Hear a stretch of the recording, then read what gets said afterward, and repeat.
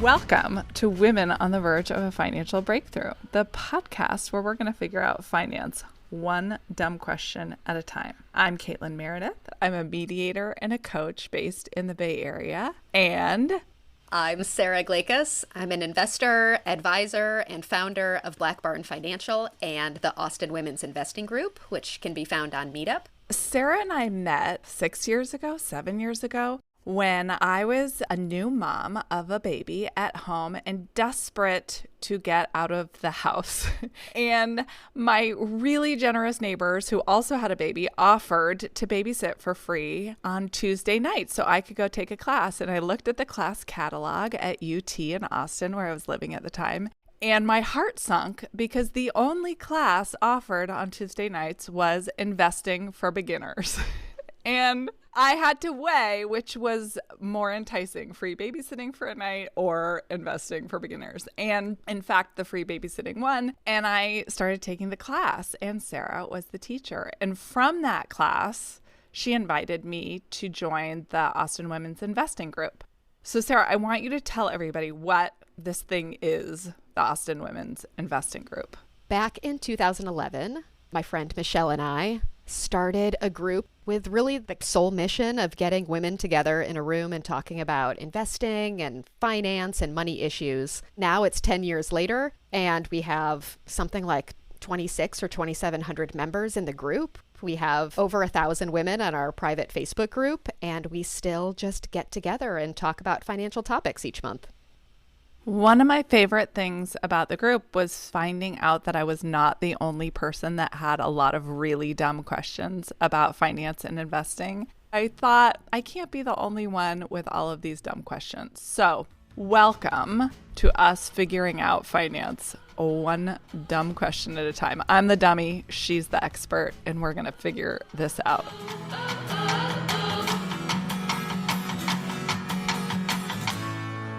Sara, something I have been thinking about so much in the past week is how hard it is for grown-ups to learn new things. And I feel like that applies to finance and investing in general, and maybe like especially.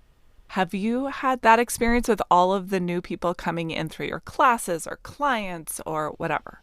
Yes, I think that's a really common complaint, feedback that I get both from the Austin Women's Investing Group and from my clients, that it just feels like a topic that doesn't stick in their brain.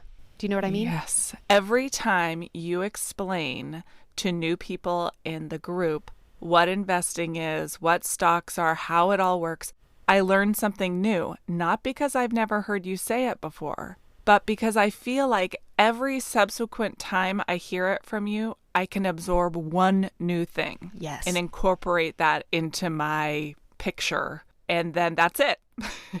Move on. Got to hear it again. It takes a really long time to have this stuff stick in my brain.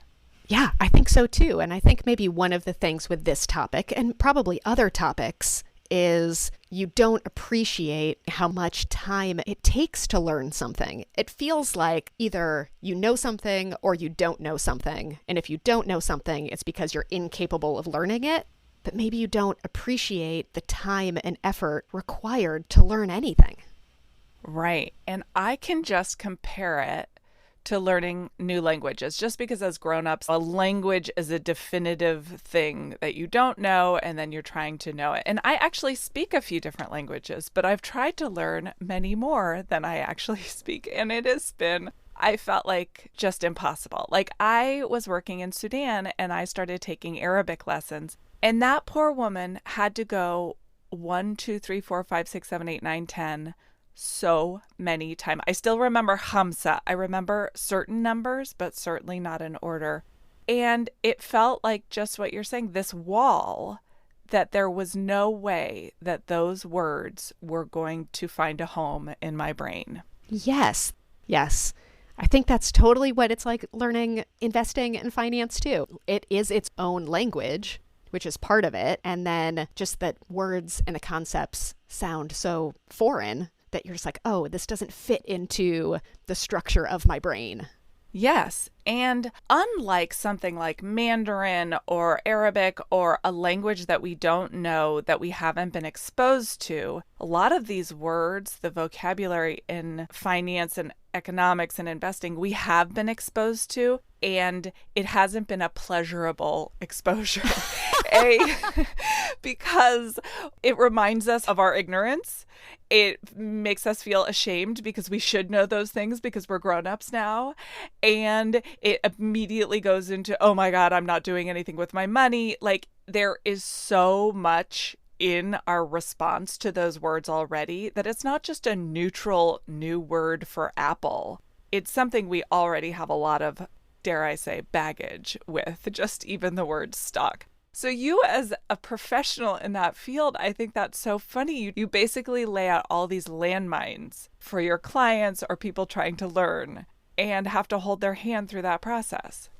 Yeah, it took me a long time to figure that out. That part of the anxiety and the stress that came along with, advising people or educating people on this topic, that I needed to recognize that I really needed to go back to the basics, because I think people throw up kind of this wall where they try to come into a conversation showing how much they already know. And really what a lot of people need help with is like going back to like the bricks that went into building that wall, making sure that the concepts that they are coming into the relationship with like are somewhat accurate and meaningful to the client, if that makes sense. Yeah, because as I will just repeat many times, when I started your Investing for Beginners class, I did not think I was investing, and I had a retirement account. Right. So it didn't really matter if I didn't understand the words, what a retirement account actually meant. I couldn't learn anymore because I didn't think certain things applied to me when they did. And so that's the whole point of our podcast, is to explain and break down all these terms and concepts, one dumb question at a time.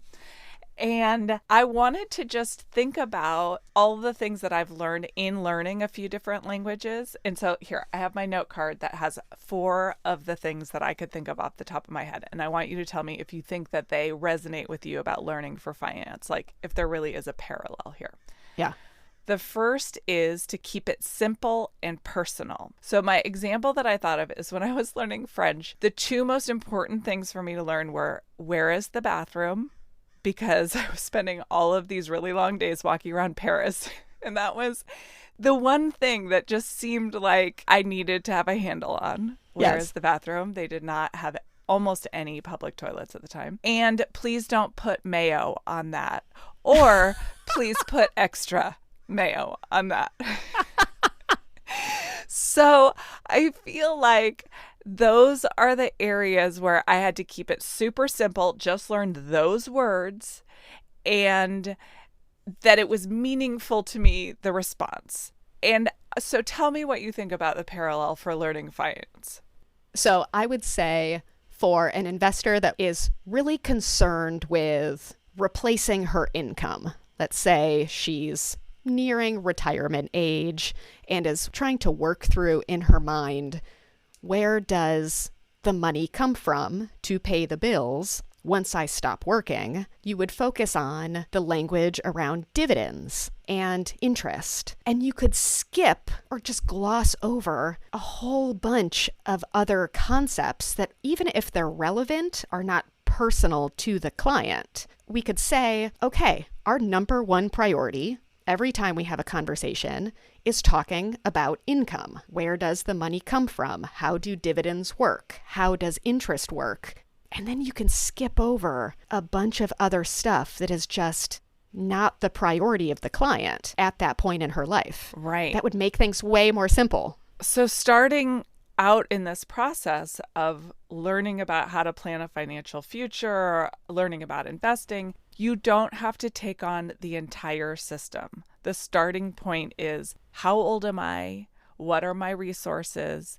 How do I need to start thinking about my future in terms of my finances and investments? And that you don't have to take on this whole financial system before you get started. I would still be looking for a bathroom in Paris if I had tried to master the conjugation of all the verbs.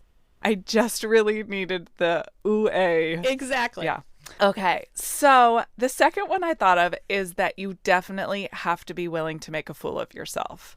I have so many examples of making a fool of myself in different languages. I was living in Chicago and I started working at this soul food restaurant, and there was this really lovely prep cook in the back kitchen.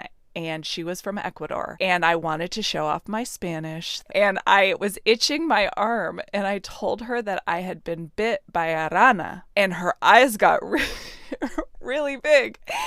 And I was sort of like, oh, it doesn't seem that strange to tell someone you've been bit by a spider. You know, it was unfortunate, whatever. Later, I realized I told her I had been bit by a frog. But she became a very good friend. Like, just my willingness to talk, and I didn't know that I was making a fool of myself, but clearly my mastery of the Spanish language was not what I thought, and I said it in such a casual way. But in so many situations, I have made a complete fool of myself by using the wrong word. And it's always had the effect of like breaking through laughter or whatever so that I actually could communicate. So I'm curious in your work where you see people making a fool of themselves where it actually helps them learn. You know, sometimes for me, I can tell right off the bat that someone is doing their best to speak the language and it's just not native yet. But sometimes it takes a while to be like, oh, this person has memorized a bunch of phrases, but they're not exactly relevant to the questions and issues they actually have. And I feel like it would be easier for you, or when we all have conversations where we're a little bit more vulnerable, that a client coming to you or a new student being like, I have no idea what any of this means. And here are all these like forms that I'm supposed to fill out, or, you know, reports that I've gotten that I'm supposed to like have an opinion about, and I just have no idea. So that vulnerability, the sort of other side of making a fool of yourself, is that you're willing to be vulnerable and say how much you don't know so that you know exactly where to start the conversation and what education is the most important for them. Yes, it's much more efficient for someone who feels like they don't know anything to walk in and that's the first thing they tell me is I feel like I don't know anything, because then we can start, you know, minute one addressing their concerns instead of the get to know you phase where it's not clear until 30 minutes into the meeting that we need to be having a different conversation. Right. And just getting over our shame and all of the baggage we have over not knowing what these words mean, despite being adults who should know and who read the newspaper or whatever. Okay. My next one, we already kind of touched on, but that you'll need to hear a new term approximately 1,000,000 times. And for me, the process goes like the words go over my head and I don't even notice them. They don't even stick out. And then the more I learn about something else, I notice a term that I might have heard 1,000,000 times and notice, wow, I really don't even know what that means. And then maybe the next time I hear it, I can isolate it and say, hey, I want to learn what that thing means. So this repeated exposure, there's no expectation that once you hear Sara talk for an hour about what the stock market is, that you will actually have absorbed all that information. You might understand one new concept in a way that you could build from it. I just feel like that's a very normal way about learning about this, and that our expectations as grown-ups is like, explain it to me once and I get it and I'm good to go. And that is absolutely not a realistic expectation for learning about finance. No, it's not realistic at all. But I think it's part of the issue with, you know, you start learning about something and maybe like for some people the expectation is, oh, I just plow through the curriculum. Right? Chapter 1, Chapter 2, Chapter 3, Chapter 4, when really you need to read Chapter 1 1,000,000 times. Many, many times. Right? Or you need to always be referring back instead of just plowing through the curriculum one time. Reading the first chapter 10 times is probably more valuable, and then going at it your own pace instead of trying to get all of the information, you know, in a month or 6 months or 1 year by setting kind of arbitrary deadlines for yourself. So I feel like as we go through and I ask you all my dumb questions, that we'll try to re-explain these topics and these terms, but that the expectation from the beginning for anybody trying to learn this is that you will listen to the same episode 3 times. You will read the same paragraph 6 times. That's part of what's so intimidating about learning it, but also just to not have the expectation that you're dumb or you can't do it, because some of this stuff just does not stick in your head and that you have to relearn it and re-expose. That is actually part of learning this. That's so important. I feel like that's a really important point that everyone needs to take away is I hear all the time people say, I can't learn this, right? That's why I need an advisor, or that's why I rely on, my spouse or my parents to handle this for me. You can learn it, right? Yeah. Or you can learn the fundamentals. It is going to take time. Whether or not you have time is a different issue, but I'm assuming that if people are listening to us talk about this now, they have some time to start And learning. Curiosity. And it's, it's repetition. And then you like little Lego bricks, you kind of put your little Lego bricks together. And then eventually you have like a little house or a little car that you've made out of Legos. Forget about some spaceship. You just need a little lean-to out of Legos. Exactly. Yes. That you can build from. Which brings me to my next point, which is actually the most exciting one, and I should have started with. The key for me is also chocolate milkshakes. Feeding my brain. The sugar, the fat, the carbohydrate, the protein. So I made this decision a long time ago that I couldn't ever go into Home Depot without a chocolate milkshake, because the second someone started to talk to me in depth about some plumbing device, I just needed all the support I could get, and my brain gets super hungry, super quick. And I can talk about a lot of things for hours without needing a chocolate milkshake, but there are other topics and areas where I just need that support. So I feel like blood sugar is not a trivial thing, and that it can even be not just your reward, but like, hey, I need extra support. Here's a self-care moment. I'm going to learn this stuff that's super hard, super intimidating. Let's bring in the Snickers. That is something we need to incorporate into Austin Women's Investing Group meetings and into my client meetings. It's already a stressful situation. Your brain is going to be on overload. You have to feed your brain while you're doing this. It's hard for everyone. And I know, maybe other people have had this experience when I don't have my blood sugar regulated and I'm in a stressful situation. I just start, right. I can feel my brain shutting down. It's like, okay, I'm not in a position to help myself learn. My fight or flight response is kicking in. I'm trying to just hibernate and, curl into the fetal position in my brain. And so how are you going to learn anything if you're just thinking like, oh man, all of a sudden I am starving and so tired and get me out of here. Yeah. So small chunks, chocolate milkshake, whatever your version. Yeah. Just to really treat your brain like the hero it is for going into this uncharted territory and giving it all the substance it needs. The other thing that is also a really fun part of it, obviously we're doing a podcast together, having a buddy. Just like languages where you need a conversation buddy just to actualize it, have the words come out of your mouth to another human being and have to explain yourself in that way. Having a buddy in this makes it a lot more fun and less lonely. How many times have we heard that at the Austin Women's Investing Group when people talk about not having anyone that they can talk about this with? Right. And that's what the group is for, and it serves that exact purpose. But certainly, yes, if you find people you can talk to about this and talk to over and over about it, and they are talking to you, right? So it's a two-way conversation so that you can learn from each other and practice on each other in a safe space and give each other resources and time to work it out.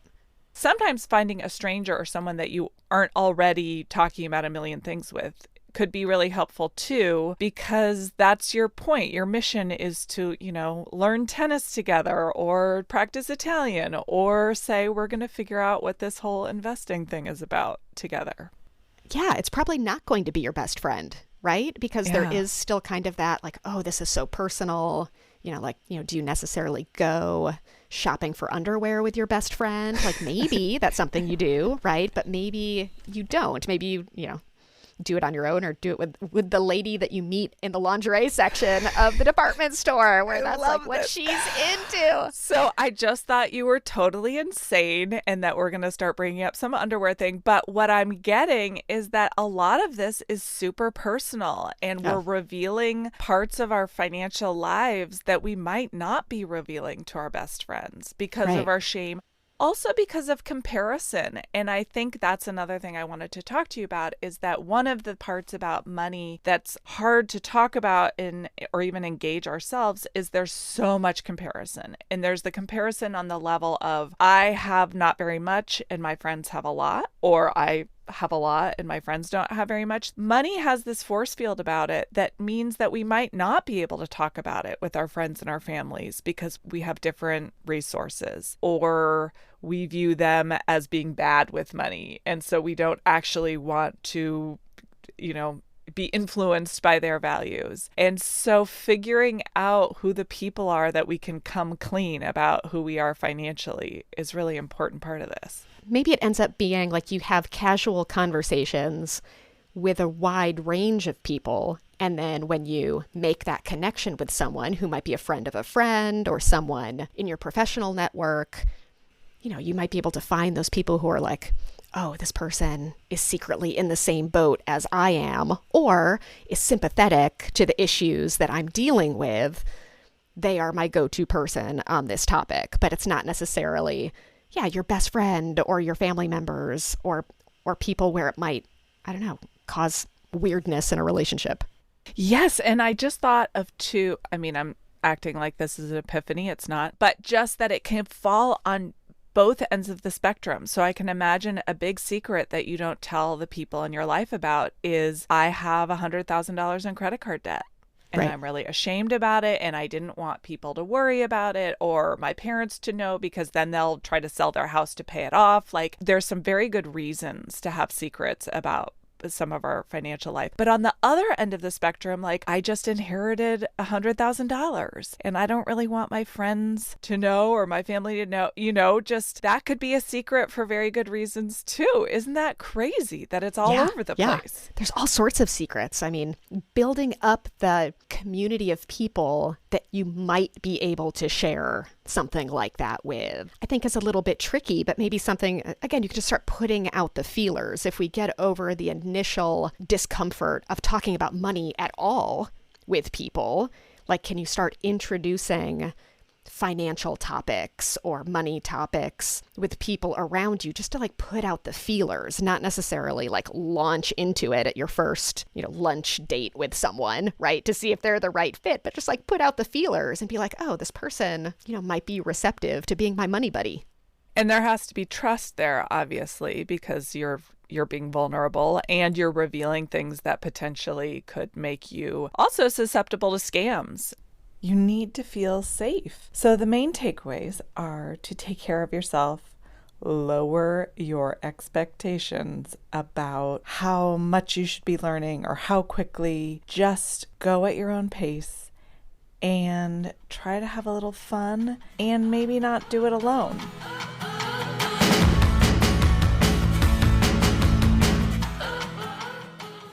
So, Caitlin, what do you think is one thing a woman on The Verge can do today to start on her financial breakthrough journey? I was trying to remember how I started, and I think it was just setting an intention. Through taking your class, I had figured out I had these old retirement accounts. I needed to set the intention, figure out where they are, how much is in them. And so I wonder if people listening could just set their own intention for it, or their objective, their goal. I would like to do X for myself. For some people, it could be like college savings accounts, or I need to start a retirement account. Like, just set that goal for yourself. And then maybe if you're super motivated, to also say, like, I'm going to focus on this on Sunday afternoons, or like Tuesday at lunch, whatever. Set a calendar goal too, so it just doesn't invade the rest of your life. Like, okay, that's the time I deal with it. And for me, that made a big difference in reducing all of my anxiety about it. Just setting the goal and saying, I'm going to try to figure this out piece by piece, maybe with a chocolate milkshake, a glass of wine, just something, a little self-care in there along the way, just to give yourself a hug while you're doing this hard thing. I love that because it takes such a big topic like we've talked about already and breaks it into little parts instead of trying to do it all at once. Yeah, which we can't. We're all doing a bunch of other stuff too, like our regular work and our regular family life or whatever it is. So it has to be something you can work into the rest of your life and doesn't feel like you're about to get a PhD in something and need to put everything to the side, that you can do it in small chunks along the way. Agreed.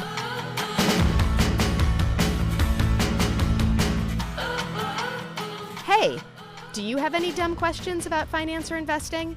Send them to us at our website, womenontheverge.com. Hey, so many thank yous to Kelly West, a woman on the verge in her own right, who took the amazing photos for our album art and website, helped with our website design, music, audio editing, cheerleading, mental health, everything.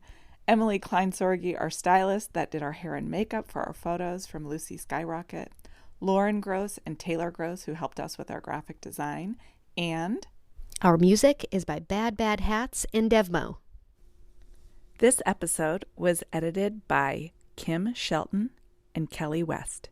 If your partner is making you ask for money, giving you an allowance, taking your money, or not letting you know about or have access to family income, this could be economic abuse. Learn more at thehotline.org or call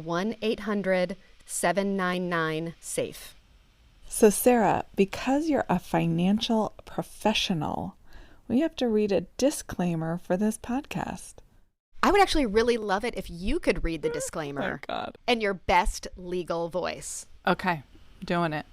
This podcast contains general information that is not suitable for everyone. The information contained herein should not be construed as personalized investment advice. Past performance is no guarantee of future results. There is no guarantee that the views and opinions expressed in this podcast will come to pass. Investing in the stock market involves gains and losses and may not be suitable for all investors. Information presented herein is subject to change without notice and should not be considered as a solicitation to buy or sell any security. I know the first thing you notice is that I'm covered in gold. The trip of the wrist, it can turn a hot bitch cold. To get what you want in life, girl, you gotta be bold. No, I'm a diary.